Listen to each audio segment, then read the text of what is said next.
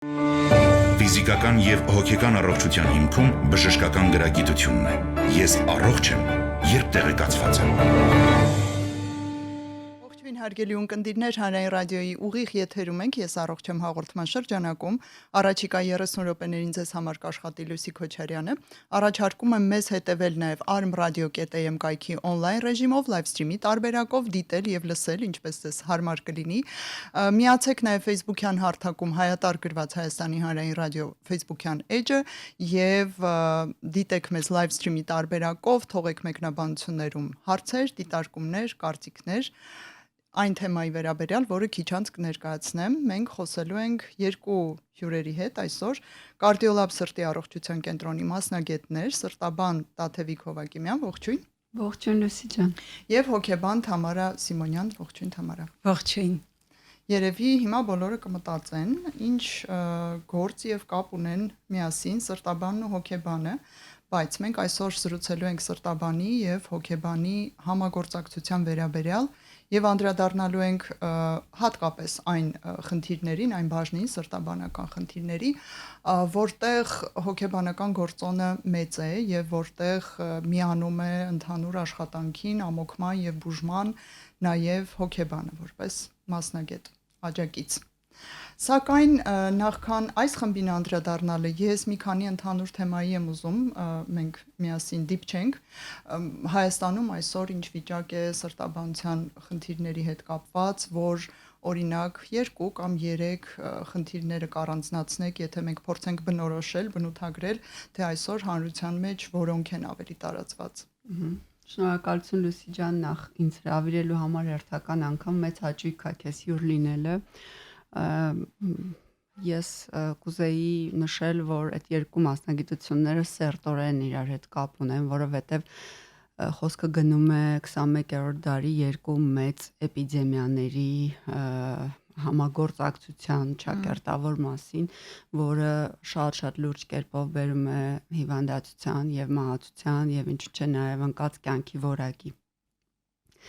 Սիրտ-անոթային հիվանդությունների տեսանկյունից 21-րդ դարում իհարկե քրոնիկական հիվանդություններն են առյուծի բաժինը վերցնում, որի մեջ մտնում է սրտի իշեմիկ հիվանդությունը, որը բերում է սիրտ-անոթային պատահարների, ինֆարկտի, ինսուլտի, կաթվածների, զարկերակային հիպերտենզիան եւ հիմա տարիքի մեծանալուն զուգընթաց նաեւ շատանում են սրտի փականային հիվանդությունները եւ սրտի ռիթմի խանգարումները, մասնավորապես շողացող արիթմիան։ Եվ բոլորովին վերջերս մի 2 շաբաթ առաջ էր, որ Եվրոպայի սրտաբանների ասոցիացիան մի նոր ուղեցույց է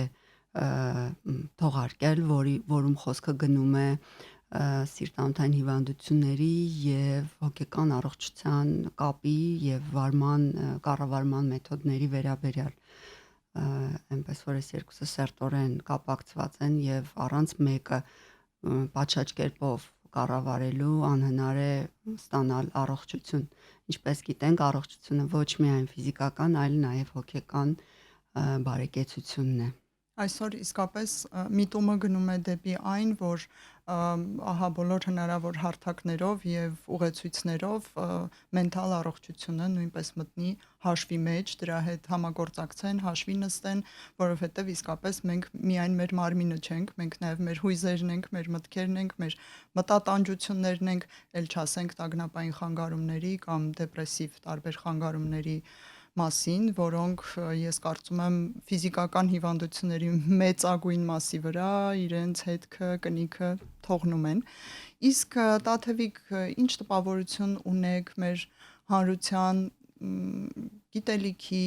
կրթվածության մակարդակի, իրազեկվածության մակարդակի վերաբերյալ հենց սրտաբանության առումով։ Հաղորդումները շատ են, ոդկասթերը շատ են, դուք էլ ոդկասթներից մեկը շատ փայլուն կերպով վարում եք եւ տեղեկացում եք տարբեր խնդիրների վերաբերյալ։ Ես 10-րդ տարին եթերում եմ եւ գիտեք, պարբերաբար մշտապես ձեզ հետ համագործակցում եմ։ Այսինքն, այնպես չի, որ այսօր գիտելիքի կամ ինֆորմացիայի պակաս կա։ Ձեր տպավորություններն այնուամենայնիվ Հայաստանի մասին։ Ցավոք սրտի, ես կարծում եմ, որ մենք որակյալ ինֆորմացիայի ամեն դեպքում դեֆիցիտ ունենք, որովհետև այո, հաղորդումները շատ են, խոսքը շատ է դրա մասին, բայց որակյալ խոսքը քիչ է եւ չի բավարարում եւ իրեն արժանի տեղը չի գտնում։ Դրա համար կարծում եմ ինչքան ավելի շատանան պրոֆեսիոնալները, որոնք իսկապես միայն ու միայն պացիենտների կարիքներից ելնելով փորձում են բարձրաձայնել եւ հասցնել բարձրորակ ինֆորմացիա, տեղեկացվածություն եւ գիտելիք մեր հանրությանն, այնքան մեր օգուտը կլինի։ Եվ մի բան էլ ասեմ, որ հանրության մեծ մասը այո, կարծես թե տեղյակ է որոշ սրտի խնդիրների մասին, օրինակ սրտի իշեմիկ հիվանդության, գիտեն ինչ է կորոնարոգրաֆիան, ինչ է ստենտավորումը, ինչպես հավանաբար կառավարել զարկերակային հիպերտենզիան, բայց մեր ավելի հազվադեպ հանդիպող խնդիրների մասին նախ գիտելիքը բավարար չի, երկրորդը մեր հանրությունը շատ քիչ է խոսում կանխարգելման լեզվով, այսինքն մենք լավ գիտենք, երբ ինֆարկտ եղավ, որ հիվանդանոց գնանք, որտեղ ստենտավորվենք, ինչ անենք, բայց թե ինչ անել, որպեսզի չհասցնել այդ ծայրահեղ եւ խնդրահարույց իրավիճակին, կանխարգելման վերաբերյալ բավարար չի խոսվում իմ խորին համոզմամբ։ Տաթևիկ, իսկ բացի կանխարգելումը, որի հետ միանշանակ համամիտ եմ, որքան էլ խոսում ենք, մարդիկ կենտրոնանում են ավելի շատ խնդիրների, վատթար վիճակների եւ դրանց արագ լուծման ուղղությամբ, մի քիչ կանխարգելումը դեռ անտեսվում է, սակայն ձեր տպավորությամբ ինչն է պատճառը, վախը, որ զբաղվենք այդ մասին, կհասնենք վատ վիճակի եւ ինչու ծանրացնենք մեր կյանքը դրա կանխարգելման վերաբերյալ քայլերով եւ այլն, կարող է սա վախի գործոնն է, կարող է ֆինանսական գործոնն է, որովհետեւ քանի չկա հստակ խնդիր, ինչու դրան տրամադրել ֆինանսական, ժամանակային, էմոցիոնալ եւ այլ ռեսուրսներ, եթե մենք ունենք հազարումի այլ խնդիր։ Այ ձեր տպավորությամբ ես դա կկոչեի ոչ բավարար իմաստություն, անկեղծ ասած, որովհետեւ ժամանակին մտքում գիտակցելը եւ հարցերը հանգիստ եւ պատշաճ կերպով լուծելը խոսում է մարդու հոգեկան հասունության մասին, համարան կուղի, եթե ես սխալվում եմ, բայց կարծում եմ, որ մեր հանրության մեծ մասը այսօր գերադասում է կարճաժամկետ հաճույքների ծովի մեջ լողալ, ծովը մեկ ասում, արտադրել դոֆամին նոն-ստոպ ռեժիմով, բայց հանկարծ չմտածել նրա մասին, թե ինչ կարող է պատահել, եթե իրենց առօրյայում կատարված ընտրությունները գրագետ ու ճիշտ չլինեն։ Եվ այստեղ իհարկե որոշակի ստիգմայի էլեմենտ կա, վախի էլեմենտ կա, իհարկե ստիգման այնքան մեծ չի, ինչքան հոգեկան ոլորտի հիվանդությունների դեպքում է, բայց ամեն դեպքում մարդիկ չեն սիրում մտածել վատ բաների մասին, ինք այսպես մի քիչ ավելի առօրյայով ապրող, այսօր ինչ ունեմ լավա, վաղն էլ ինչ կլինի, թեկուզ ջրհեղեղ։ Տաթևիկ, դուք շատ եք լինում նաև արտերկրում եւ սովորելու եւ նաև փորձառությամբ կիսվելու թեմաներով, ինչ տպավորություն ունեք դրսում զարգացած երկրների մասին, իհարկե խոսքը եվրոպական կամ ԱՄՆ, այնտեղ մեզնից շատ են տարբերվում ուշադրություն դարձնելով կանխարգելման ցավով ապրելուց, թե չէ։ Կարծում եմ, որ այո, տարբերվում են, օրինակ միջին վիճակագրական եվրոպացին, օրինակ հաստատ չի ծխում, հատկապես եթե միջինից բարձր եկամուտ ունեցող մարդկանց մասին ենք խոսում, իրենք հաստատ ակտիվ են ավելի, ամբողջ օր միայն հեծանիվ են քշում, ոչ մի ուրիշ բան որ չանեն, իրենք ավելի սննդային տեսանկյունից ճիշտ ընտրություններ են կատարում եւ իհարկե կանխարգելիչ բժշկություն նույնպես շատ մեծ դեր ունի եվրոպական երկրներում, որը մեր մոտ դեռ նոր են առաջին քայլերն այսպես ասած արվում առողջապահական բեռը դնելու առաջնային օղակի վրա, որը իմ կարծիքով շատ ճիշտ որոշում է։ Մինչև այսօր եղած մեր բոլոր առողջապահական ղեկավարները, այսինքն նախարարություն եւ այլ հիմնական շեշտադրումը դրել են ծանր հիվանդությունների վերջակետների ճիշտ բուժման վրա, որը սխալ չի ըստ էության, մենք լավ չի, որ մարդը ինֆարկտ տանի ու չիմանանք ինչ անենք, բայց եթե ուզում ենք երկարաժամկետ ավելի խոշոր արդյունք ունենալ, միանշանակ կանխարգելումը ավելի էֆեկտիվ է եւ նաեւ ավելի ծախսարդյունավետ է։ Այժմ մի փոքր խոսենք նաև հոգեբան Թամարա Սիմոնյանի հետ, մեր երկրորդ հյուրի, ընդհանուր հարց էլի ձեզ, սկսենք այդտեղից, ինչ կարծիք ունեք մեր հայաստանյան իրականության վերաբերյալ հոգեկան առողջության մասին մտածելու վերաբերյալ խնամքի, ինքնախնամքի հոգեբանական առումով եւ այլն, կարծես թե ի տարբերություն այլ ճյուղերի հոգեբաններն այսօր նորաձև են լավագույն իմաստով։ Մի քիչ չէ, տեղից սկսել են շարժվել։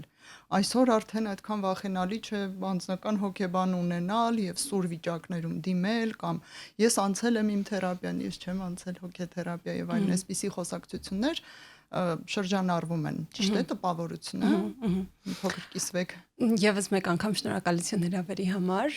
Այո, կա այդպիսի պատկեր, բայց մենք այս դեպքում խոսում ենք ավելի փոքր շրջանակների մասին, այսինքն հիմնականում այն մարդկանց մասին, ովքեր ավելի շատ են սոցցանցերում, ովքեր ավելի շատ են կարդում կամ ինչ որ առումով ավելի շատ են ինֆորմացիա ստանում։ Բայց այստեղ մենք ունենք նաև երկրորդ խնդիր որպես այն է, որ հոգեբանության կամ ընդհանրապես որևէ ոլորտի գիտության հանրայնացումը իրենց ենթադրում է վտանգներ, այն է ոչ պրոֆեսիոնալ կերպով ներկայացումը։ Դուք լավ նշեցիք նորաձև լինել,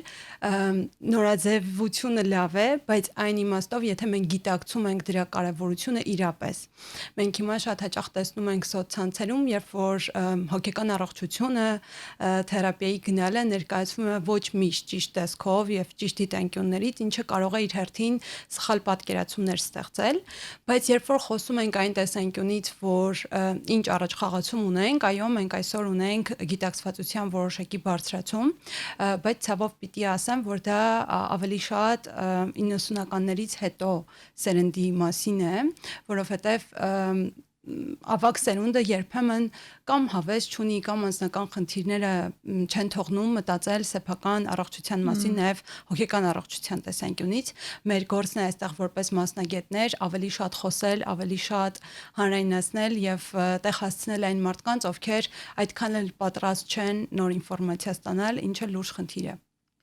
Հիմա պատկերացնենք, թե ինչպես է սրտաբանի բուժառուն հայտնվում ձեզ մոտ։ Միգուցե Տաթևը սկսի, դուք շարունակեք, այդ որ մարդիկ են, որ հայտնվում են։ Մենք 3 մեծ խումբ ունենք պացիենտների, որոնք կարիք ունեն հոգեբանական օգնության։ Առաջինը իհարկե այն մարդիկ են, ովքեր ունեն առողջ սիրտ, բայց տարբեր տեսակի տագնապային խանգարումների արդյունքում կարծում են, իրենք սրտի խնդիր ունեն եւ առաջինը դիմում են սրտաբանի։ Ծակոցներ, սրտխփոց, անհանգստություն, երբեմն նույնիսկ ցավեր կրծքավանդակում, այս ամբողջ պսիխոսոմատիկ երևույթները, որոնք առաջնահերթ բերում են սրտաբանի, որտեղ մարդկանց մեծ մասը վախենում է, որ կարող է սրտին ինչ-որ բան պատել, եւ այնուհետեւ իրենք ուղղորդվում են հոգեբանի մոտ աշխատանքի համար։ Երկրորդ խոշոր խումբը դա այն պացիենտներն են, որոնց հիվանդությունը զուգակցվում է հոգեկան խնդիրների հետ, օրինակ նախասրտերի ֆիբրիլյացիան կամ շողացող արիթմիան հայտնի փաստ է, որ իրեն ուղեկցում է անպայման դեպրեսիվ էպիզոդները եւ կապ ունի դեպրեսի խնդիրների հետ կամ դրանք առաջացնում են, թե այդքան էլ կապ չունեն, ուղղակի համընկնում է։ Կապը ճիշտն ասած դեռևս պատճառահետևանքային ձևով ապացուցված չի, բայց այո, բավարար հետազոտված չի հավանաբար, բայց ենթադրվում է, որ քանի որ շողացող արիթմիայի ժամանակ մենք գլխուղեղ գնացող մանր թրոմբեր ենք ունենում, ինչ որ ձևով դա կարող է կենտրոնական նյարդային համակարգի վրա ազդելով բերի այդ դեպրեսիվ, ինչպես նաև դեմենցիաների կոգնիտիվ խանգարման է բերում մեծ տարիքում։ Հետինֆարկտային պացիենտներն են հաճախ դեպրեսիաներ ունենում, գոյություն ունեն դեղորայք, սրտաբանական դեղորայք, որոնք իբրև կողմնակի էֆեկտ կարող են դեպրեսիա առաջացնել բուժառուների մոտ եւ հակառակն էլ է պատահում, երբ դեպրեսիայի կապակցությամբ դեղորայք ստացող պացիենտը ունենում է սրտի ռիթմի կամ գծկողականության խնդիրներ այդ դեղորայքի կողմնակի էֆեկտի պատճառով։ Եվ իհարկե երրորդ շատ մեծ խումբը կազմում են այն բուժառուները, որոնք ունեն անլուծելի խնդիր։ Այստեղ գալիս է այն իրավիճակը, երբ որ հոգեբանի օգնությամբ իրենք ուղղակի պետք է թեթևացնեն իրենց բեռը եւ acceptance տերմինը ընդունեն համակերպվեն եւ կարողանան կողքի քայլել միջև իրենց երկրային ժամանակի ավարտը։ Հասկանալի է։ Դուք ինչ տպավորությունն եք, այ հայտնվեց սրտաբանի մոտից ձեզ մոտ, իհարկե մենք գիտենք, որ հոգեթերապիայի հոգեբանի մոտ գալիս են ամենատարբեր խնդիրներով, այս խմբերը ինչով են տարբերվում մնացած մարդկանցից, մնացած այցելուներից։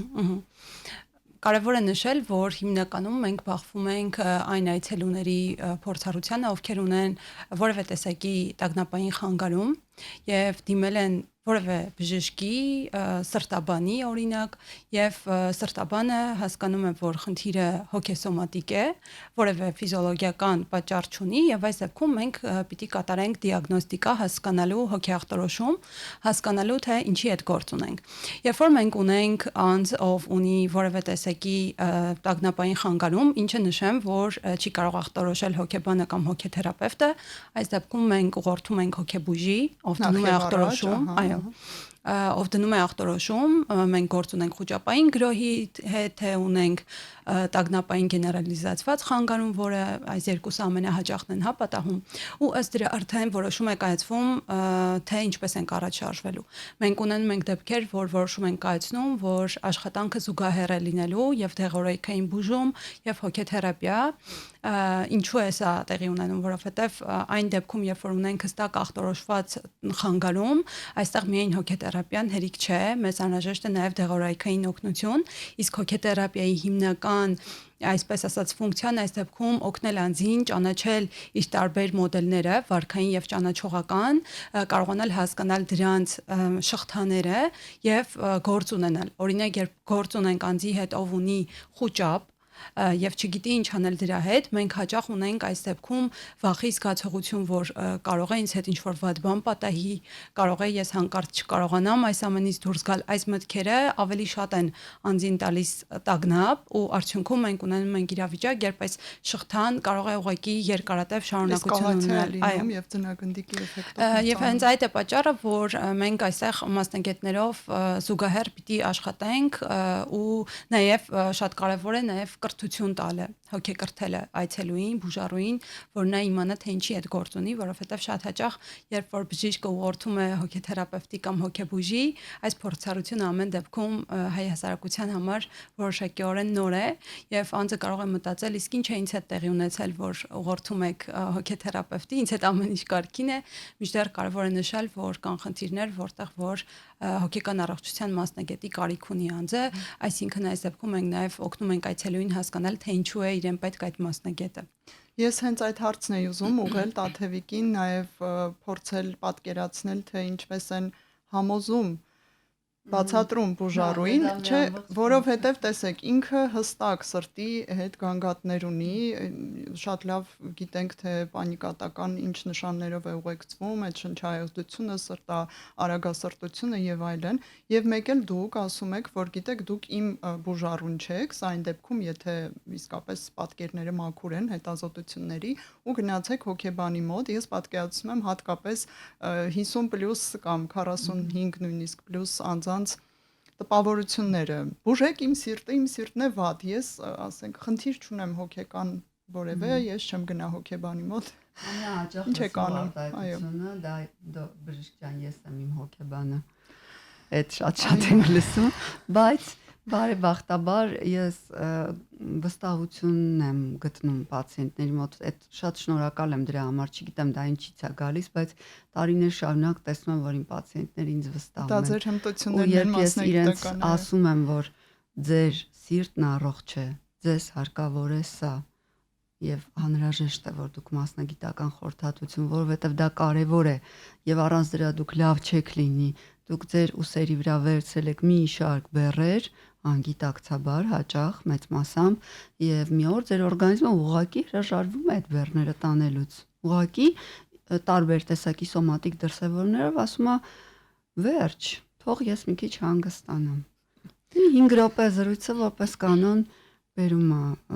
համոզմունքի, որ գոնե մի անգամյա խորհրդատվություն եւ երբ որ այդ առաջին խորհրդատվությունը անցնում են եւ այդ նույն վստահությունը մասնագետի կողմից էլի առաջանում է, արդեն շարունակական եւ էֆեկտիվ բուժում է իրականացվում։ Մի հարց էլ աշխատանքի ընթացքի վերաբերյալ, այս դեպքում մարդը տարբեր հոգեսոմատիկ վեգետատիվ տեղաշարժերով դիմում է ձեզ ու դուք սկսում եք աշխատել, որքան ժամանակ անց առաջին արդյունքները կգրանցվեն։ Իհարկե ես գիտեմ, որ դուք չեք կարող հիմա ասել 2.5 շաբաթ, բայց մոտավոր, որ մենք մեզ լսողներն էլ հիմա պատկերացնեն, թե մենք ինչ ժամկետների մասին ենք խոսում։ Երբ է սկսում աշխատել հոգեթերապիան, որ ես առաջ ունեի ամիսը մի քանի անգամ խոճապային գրող, հիմա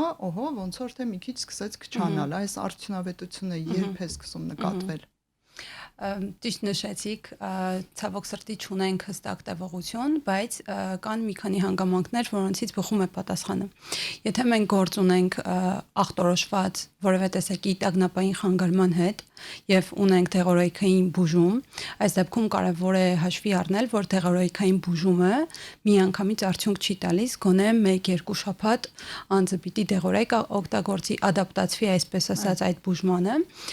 բայց առնվազն 2 շաբաթ, 3 շաբաթ անց դեղորայքային բուժման զուգահեռ տանելով մենք կարող ենք որոշակի փոքրիկ քայլեր արդեն նկատել, բայց իհարկե կախված է անհատի ճանաչողական մեխանիզմներից, աղճատումներից, դրանց մակարդակից, որովհետև մենք ունենք դեպքեր, երբ որ ունենք ախտորոշված տագնապային խանգարում, բայց անձի պատրաստվածությունը, հոգեկանի պաշտպանական մեխանիզմները մեզ թույլ են տալիս, այսպես ասած, արագ ավելի արդյունքը տեսնել։ Կախված անձի արդեն նաև հոգեկանի մեխանիզմներից, դրանց պաշտպանական մեխանիզմներից մենք արդյունքը կարող ենք տեսնել 2 շաբաթից սկսած, արդեն կախված кейսից է, կարող է լինել 1 ամիս, 2 ամիս, բայց այստեղ շատ կարևոր է նաև, որ մենք եւ մեր այցելուներին եւ այս դեպքում նաև լսարանին ցույց տանք, որ հնարավոր է սովորել ապրել տագնապի հետ, երբ որ մենք կարողանում ենք հասկանալ, թե ինչպես է աշխատում այն, կարողանում ենք ընդունել, որ դա մեր օրգանիզմի ռեակցիան է, արձագանքն է որևէ վտանգի կամ անցյալում ունեցած վտանգի, եւ մենք կարող ենք ճանաչելով դա հասկանալ ինչպես կարող ենք նրա հետ գործ ունենալ։ Եվ հնարավոր է ապրել ոչ միայն տագնապի հետ, այլ ցանկացած զգացողության հետ, որը որ ձեզ խանգարում է։ Մի հետաքրքիր հարց ունենք լսարանից, երևի Տաթևիկին ուղեմ, դուք եթե ասելու բան ունենաք կավելացնեք, այստեղ ուրեմն նամակն ուղողը ձևակերպեմ իմ բառերով, եթե գործ ունենք խոճապային գրոհների, տագնապային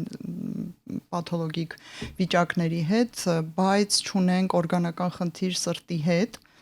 կարող է արդյոք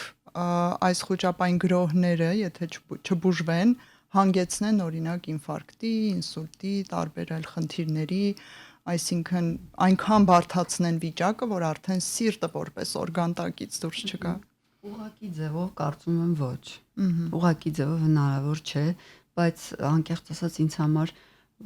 մեծ տարբերություն չկա ապրել կյանք շատ վատ որակով, շարունակական տագնապային գրոհների մեջ, թե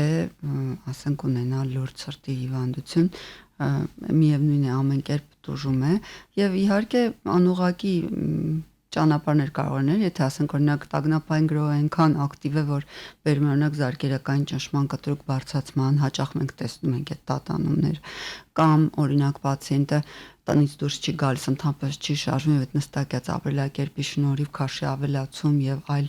խնդիրներ։ Այսպեսի անուղղակի ճանապարհներով կարող է, բայց որ տագնապային կամ եթե ինքը ունի բնած ինչ որ խնդիր, որը սրվում է տագնապների, կարող են գումարվել եւ ավելի, բայց որ ուղիղ տագնապային գրոհը բերի հասցնի սրտամկանի ինֆարկտի, ոչ չարժի դրան։ Բայց հոգեբանը ամեն դեպքում խորհուրդ է տալիս զբաղվել այս խնդրով եւ չթողել այդպես ինքնահոսի, որ դե երբ կլինեն խոճապային գրոհները, միևնույն է ինֆարկտ չեմ ստանա։ Խորհուրդ չենք տալիս, բայց առաջարկում ենք նաև որոշակի վարժություններ, կոնկրետ կոգնիտիվ վարքաբանական թերապիայի շրջանակում, որը որ հիմնականում այսպես ասած արդյունավետ է CBT կոչվածն է, արդյունավետ է տարբեր խանգարումների դեպքում տագնապային։ Մենք ունենք նաև որոշակի այսպես ասած առաջադրանքներ, վարժություններ այցելուի համար, որը օգնում է այսպես ասած այցելուին ինչ որ առումով իր գրպանում ունենալ փոքրիկ հուշումներ, որոնք օգնում են իրեն տարբեր իրավիճակներում, գրոհների ժամանակ, տագնապ զգալիս հասկանալ ինչ անել։ Այսինքն մենք ոչ միայն անցնում ենք այդ ճանապարհը թերապևտիկ այցերի շրջանակում, այլ նաև դրանից դուրս։ Դա եւս թերապիայի կարևոր մաս է, թե ինչպես է այցելուն այցերից դուրս վերաբերվում իր տարբեր զգացողություններին։ Նաև Թամարա փաստորեն արմատախիլ անել հնարավոր չէ, հա, սա կարելի է քրոնիկական խնդիր համարել, որը սակայն շտկելի է եւ կառավարելի է ինչ որ կերպ, թե հնարավոր է արմատապես լուծել խնդիրը եւ վերջ, ազատվել դրանցից մեկ ընդմիշտ։ Տեսեք, մենք չենք կարող վերջնական ինչ-որ պատասխան տալ առանց հստակ այցելուի պատմությունը եւ առողջական իրավիճակին ծանոթ լինելու, բայց այստեղ կարևոր կետ կա, տագնապը մեզ համար շատ սովորական բազային զգացողություն է։ Հա, դա մեր անվտանգության մասին կամ վտանգի մասին պատմող զգացողությունն է։ Իրենից իսպառ ազատվել նշանակում է ազատվել մեզ համար անվտանգային կարևոր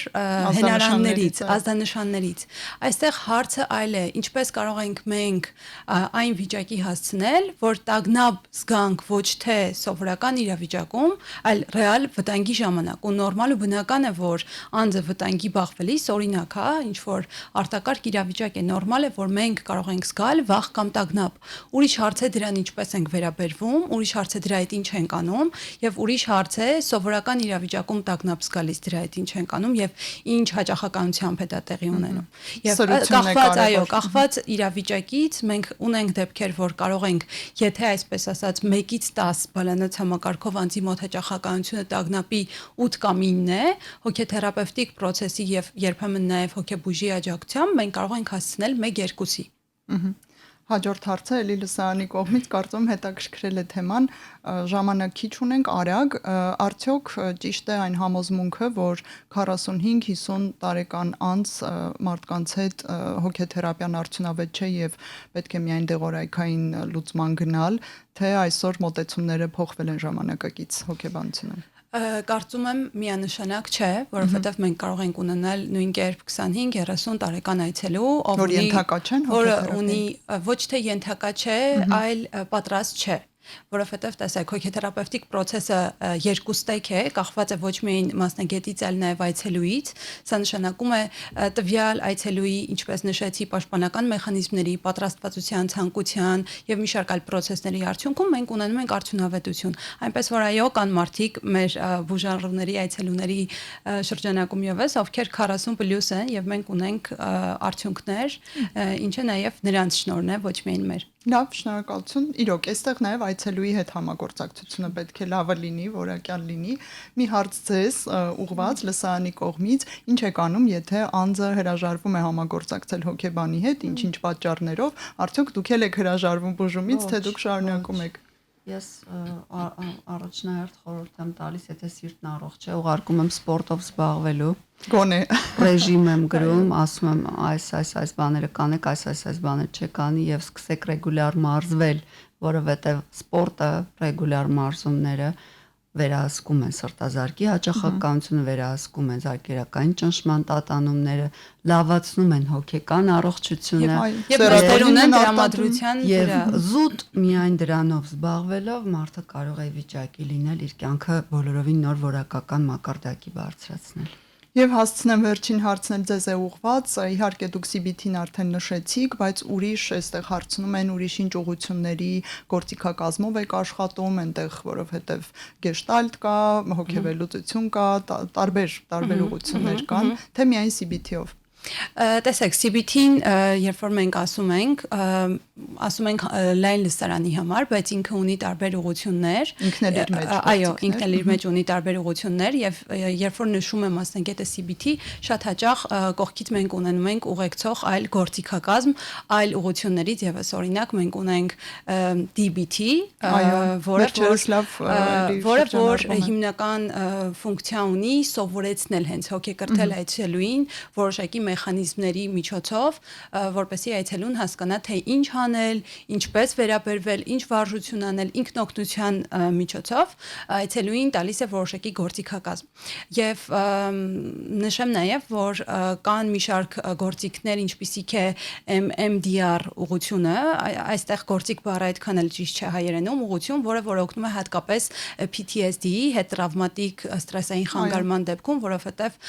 անձը հաճախ ունենում է հիշում հիշողություններ անցյալից, տրավմատիկ փորձառությունից, ինչի դեպքում միայն մեկ ուղղությունը քիչ է, եւ հաճախ մենք մասնագետներով աշխատում ենք ինտեգրատիվ մոտեցմամբ, այսինքն մեկ հիմնական ուղղություն վերցնելով եւ զուգակցելով մի քանի այլ ուղղություններ։ Այդ աչքերի շարժումով ուղղի ակտիվացումն է շատ լավ մեթոդ է, ես անձամբ մեծ երկրպագու եմ։ Մենք հասցրինք գրեթե բոլոր կարևոր հարցերին անդրադառնալ, զրուցեցինք կարդիոլաբ սրտի առողջության կենտրոնի մասնագետներ Սրտաբան Տաթևիկ Հովակիմյանի եւ հոգեբան Թամարա Սիմոնյանի հետ։ Աշխատեցի ես ձեզ համար, Լուսի Քոչարյանս, շնորհակալություն ձեզ եւ կհանդիպենք։ Ֆիզիկական եւ հոգեկան առողջության հիմքում բժշկական գրագիտությունն է։ Ես առողջ եմ, երբ տեղեկացված եմ։